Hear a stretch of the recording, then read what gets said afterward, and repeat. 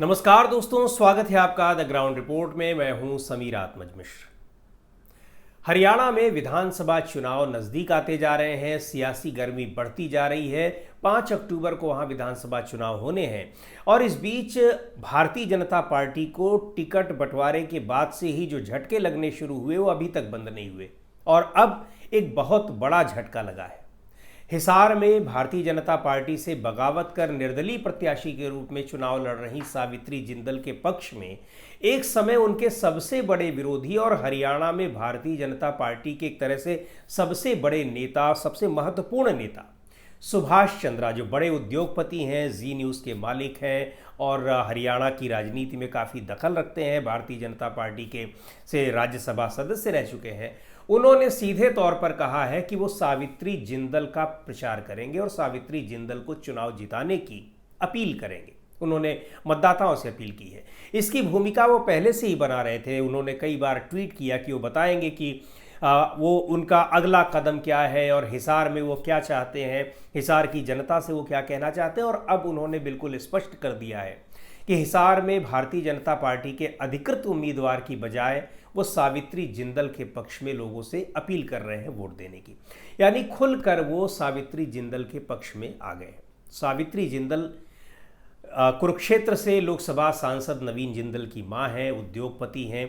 उनके पति वहां से विधायक रह चुके थे और बाद में उनकी जगह उन्होंने वहां से चुनाव लड़ा था, उपचुनाव, और 1 लाख से भी ज़्यादा वोट से चुनाव जीता था। लेकिन इस बार उनका टिकट काट दिया गया। भारतीय जनता पार्टी ने उनको टिकट नहीं दिया और माना जा रहा था कि हिसार से उन्हें टिकट मिलेगा, लेकिन उनका टिकट काट दिया गया। तो उन्होंने निर्दलीय वहां से चुनाव लड़ने की घोषणा कर दी और चुनाव में उन्होंने नामांकन कर दिया। चुनाव में उतर चुकी हैं, जोर शोर से चुनाव लड़ भी रही हैं और भारतीय जनता पार्टी के अधिकृत उम्मीदवार का विरोध भारतीय जनता पार्टी के नेता ही कर रहे हैं। सुभाष चंद्रा, जैसा बताया मैंने, कि बड़े उद्योगपति हैं, बड़े मीडिया हाउस के मालिक हैं और इसके अलावा वहाँ की राजनीति में काफ़ी प्रभाव रखते हैं। 2014 में जब भारतीय जनता पार्टी वहाँ आई तो उसको लाने में, भारतीय जनता पार्टी को पहली बार वहाँ बहुमत की सरकार बनवाने में सुभाष चंद्रा की बहुत बड़ी भूमिका थी। और उद्योगपति हैं तो जाहिर सी बात है कि पैसे से भी उनका सपोर्ट रहा और उनका अपना जो प्रभाव रहा। मीडिया का उन्होंने जिस तरह से फ़ायदा पहुंचाया भारतीय जनता पार्टी को, वो किसी से छिपा नहीं है। जी न्यूज़ तो आप समझ ही सकते हैं। लेकिन अब वो खुले तौर पर भारतीय जनता पार्टी के विरोध में आ गए हैं और भारतीय जनता पार्टी के अधिकृत उम्मीदवार का विरोध करके वो सीधे सीधे वो सावित्री जिंदल यानी निर्दलीय उम्मीदवार के समर्थन में है। और दिलचस्प बात यह है कि यहाँ से कांग्रेस पार्टी ने रामनिवास राणा को टिकट दिया है। रामनिवास राणा हरियाणा में जो पूर्व केंद्रीय मंत्री रही कुमारी शैलजा के बहुत करीबी माने जाते हैं और माना जाता है कि उनका टिकट वो शैलजा के करीबी लोगों में है जिन लोगों को टिकट मिला है हरियाणा में। हालांकि शैलजा कांग्रेस पार्टी में वो नाराज़ चल रही हैं। अभी तक बताया जा रहा है कि वो चुनावी सभाओं में नहीं जा रही हैं, चुनाव प्रचार में नहीं उतरी हैं। लेकिन चुनाव प्रचार में उतरने की जो कांग्रेस पार्टी के नेता हैं हरियाणा के, उनका कहना है कि अभी उनका कार्यक्रम लगा नहीं है और आने वाले दिनों में शायद 24 तारीख से या 28 तारीख से उनके कार्यक्रम लगे हुए हैं। उसके बाद वो चुनाव प्रचार में उतरेंगे। लेकिन और ये माना गया था कि जो टिकट बंटवारा हुआ कांग्रेस पार्टी में, उसमें केवल भूपेंद्र सिंह हुड्डा की सुनी गई, यानी हुड्डा खेमे की सुनी गई कांग्रेस पार्टी में, शैलजा के खेमे की नहीं सुनी गई या दूसरे और जो नेता हैं उनकी नहीं सुनी गई।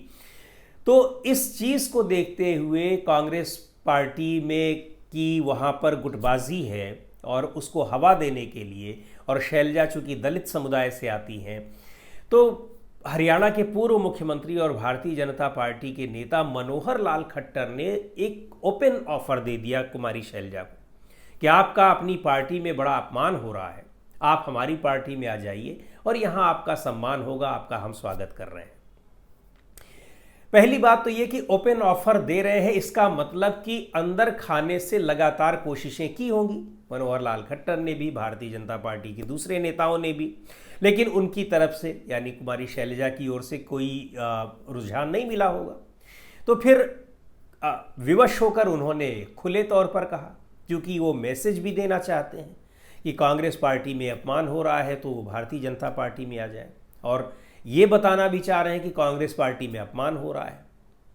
उन्हें ये नहीं पता है कि ये नहीं सोच रहे हैं कि भारतीय जनता पार्टी में सैकड़ों की तादाद में नेता पार्टी छोड़कर कांग्रेस पार्टी में शामिल हुए हैं या दूसरी पार्टियों में शामिल हुए हैं, लेकिन भारतीय जनता पार्टी छोड़ गए।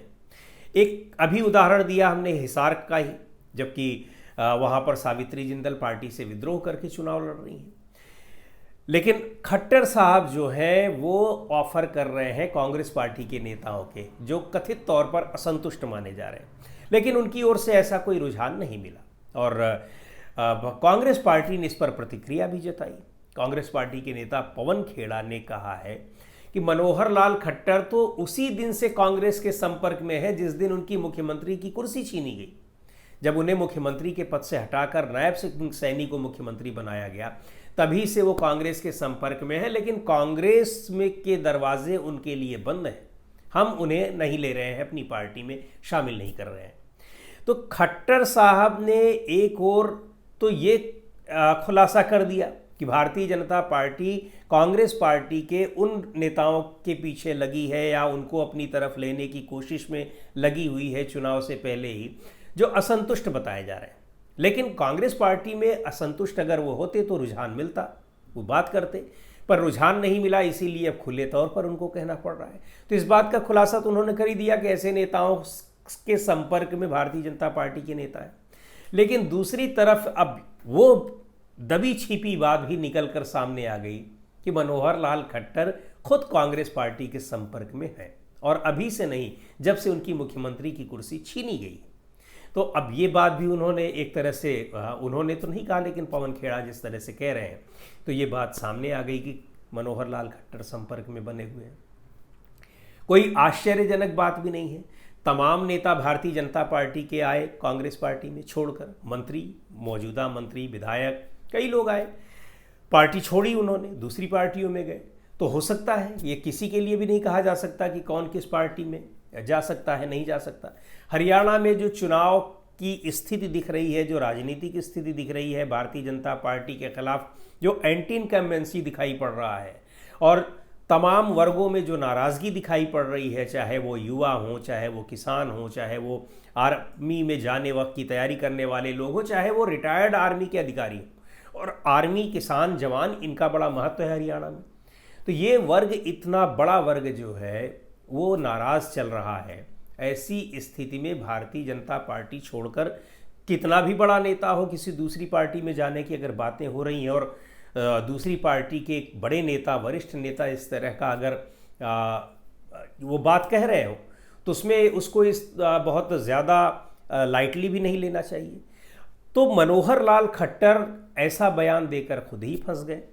लेकिन ये जो हो रहा है हरियाणा में राजनीति में, वो बड़ा दिलचस्प है कि अब किस तरह से कांग्रेस पार्टी के नेताओं को ऑफर दे रहे हैं और कांग्रेस पार्टी के नेता कह रहे हैं भाई हमें क्यों ऑफर दे रहे हो, हम तो संतुष्ट हैं, बढ़िया है, ठीक है। और एक मज़ेदार बात और, आकाश आनंद जो बहुजन समाज पार्टी के नेता हैं, उन्होंने भी मौके पर का फ़ायदा उठाते हुए शैलजा को ऑफर दे दिया कि आप हमारी पार्टी में आइए, बहुजन समाज पार्टी। बहुजन समाज पार्टी के लिए कहा जा रहा है कि वो कुछ भी, जैसा कुछ भी हो, भारतीय जनता पार्टी के कहने से वो कांग्रेस पार्टी के वोट काटने के मकसद से वहां गई है। अब क्या होता है क्या नहीं होता है वो देखने वाली बात है, लेकिन उसका गठबंधन इंडियन नेशनल लोकदल के साथ है। इंडियन नेशनल लोकदल और गोपाल कांडा का गठबंधन है, और ये सभी लोग बार बार कह रहे हैं कि ये भारतीय जनता पार्टी को बाद में समर्थन देंगे। तो एक तरह से ये जो इनेलो, बसपा और गोपाल कांडा की पार्टी का गठबंधन है, हरियाणा लोकहित पार्टी का, अलोपा का, वो भारतीय जनता पार्टी की बी टीम बताई जा रही है, और कई सारे बयान कुछ नेताओं के ये साबित भी कर रहे हैं। दूसरी ओर जननायक जनता पार्टी, जो दुष्यंत चौटाला की पार्टी है, उसका चंद्रशेखर आज़ाद की पार्टी से गठबंधन है।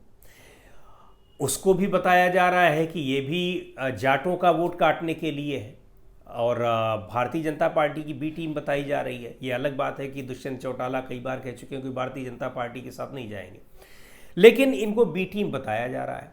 तो कहा यह जा रहा है कि भारतीय जनता पार्टी खुद सीधे तौर पर चुनाव लड़ने की स्थिति में नहीं थी। अपनी कमज़ोर स्थिति को देखते हुए और कांग्रेस के प्रति समर्थन को देखते हुए उसने इस तरह से एक अलग गठबंधन तैयार किए हैं जो उसको परोक्ष रूप से फ़ायदा पहुंचाएंगे।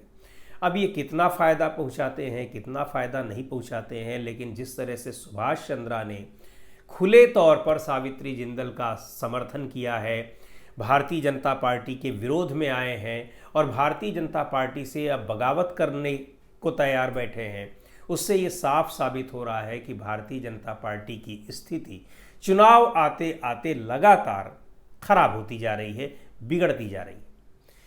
बहरहाल क्या होता है क्या नहीं ये तो चुनाव में हमें दिखेगा, लेकिन जो अभी की स्थितियां हैं वो कुछ इस तरह दिखाई पड़ रही। तो आज के इस वीडियो में इतना ही। अगले वीडियो में फिर मिलेंगे एक नए विषय के साथ, एक नए मुद्दे के साथ। द ग्राउंड रिपोर्ट के यूट्यूब चैनल को आपने अब तक सब्सक्राइब ना किया हो तो ज़रूर कर लें। हमारे वीडियोज़ को लाइक करें, शेयर करें और अपने सुझाव भी हमें ज़रूर भेजें।